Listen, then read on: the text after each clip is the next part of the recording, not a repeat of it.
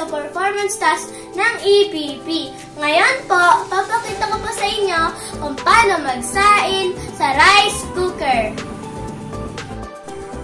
Ang unang hakbang ay kumuha ng 3 baso ng bigas.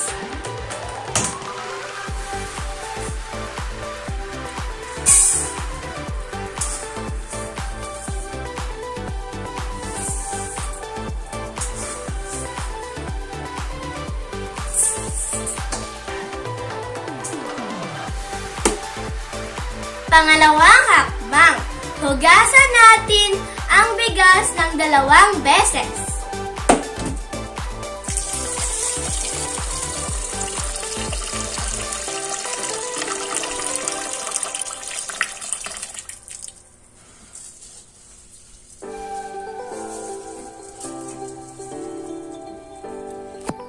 Dahan-dahan natin itapon ang tubig para hindi matapon ang bigas.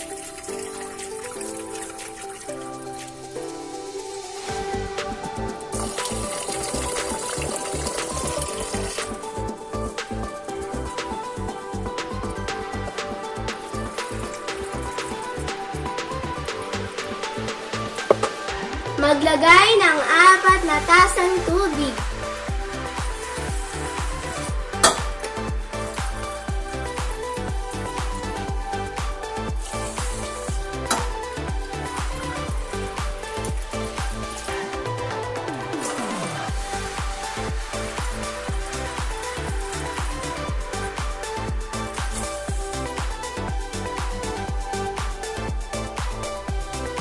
Isalang na sa rice cooker.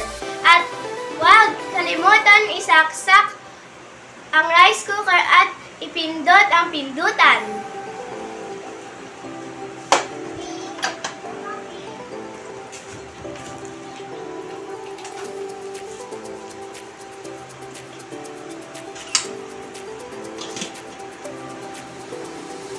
Hintayin natin ito maluto. Pag nakalipat na ang ilaw sa warm, tapos na ang sinaing.